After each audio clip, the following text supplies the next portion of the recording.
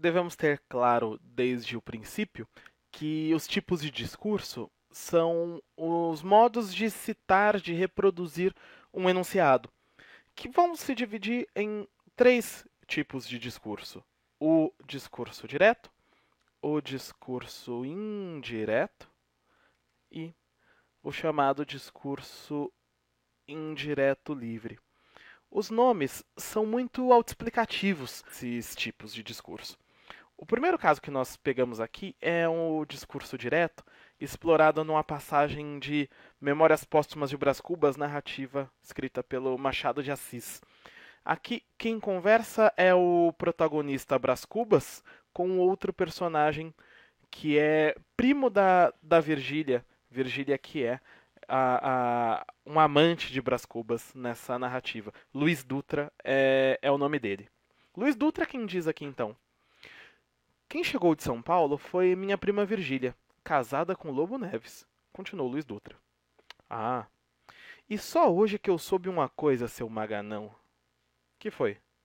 Que você quis casar com ela. Ideias de meu pai. Quem lhe disse isso? Ela mesma. Falei-lhe muito em você. E ela então contou-me tudo.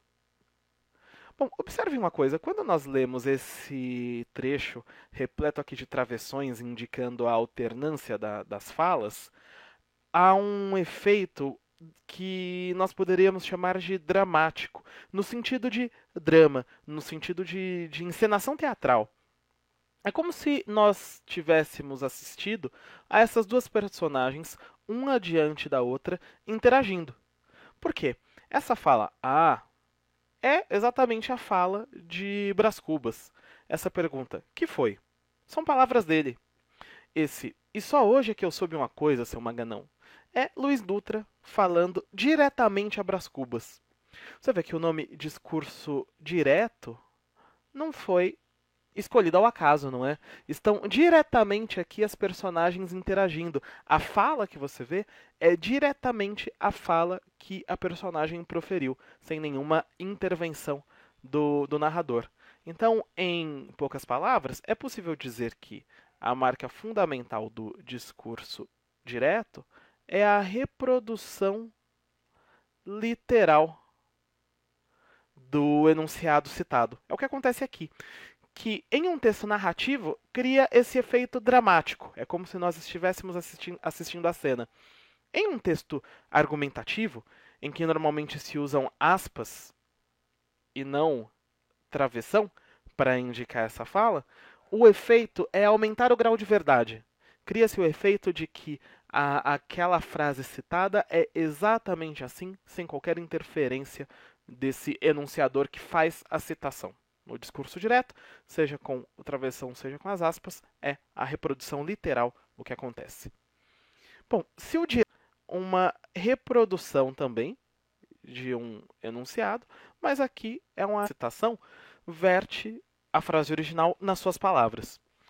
Nesse fragmento das Memórias Póstumas de Brás Cubas, em que o protagonista, o narrador, o personagem Brás Cubas, ainda fala sobre Luiz Dutra, esse primo de Virgília aqui mencionado, eu vou pedir que você identifique trechos em que se faz uma reprodução, era também escritor, e que ele, Brás Cubas, de maneira proposital, deliberada, queria fazer com que Luiz Dutra não acreditasse no seu potencial literário.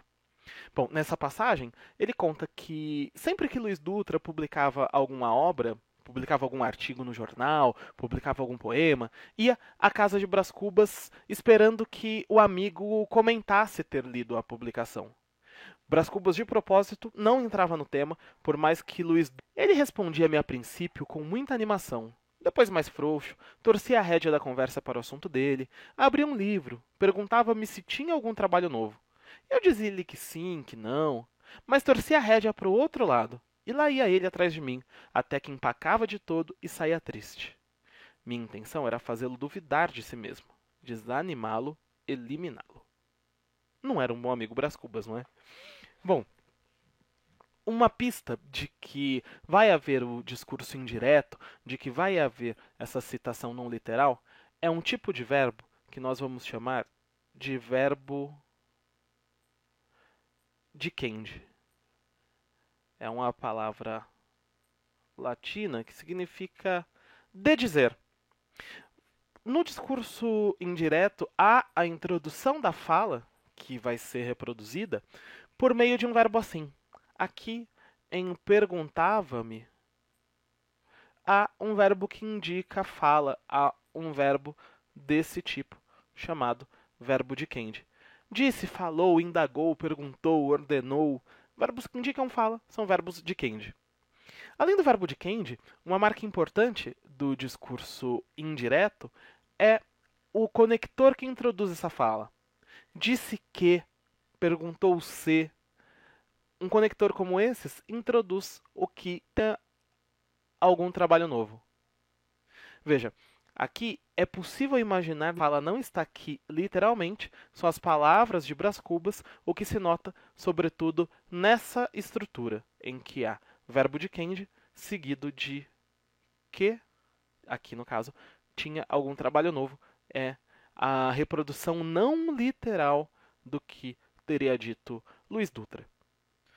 Bom, ainda nos falta tratar do discurso indireto livre, porém, com isso que trabalhamos até aqui, eu já vou pedir que você pense sobre um exercício que está aqui na sequência para distinguir os casos de discurso indireto dos casos de discurso direto. E aí, feita essa questão, a gente volta a falar sobre como fazer a conversão de um discurso a outro, do direto para o indireto e vice-versa, e por fim, o discurso indireto livre aparece aqui na nossa conversa também. Então, faça aí esse exercício e a gente já conversa.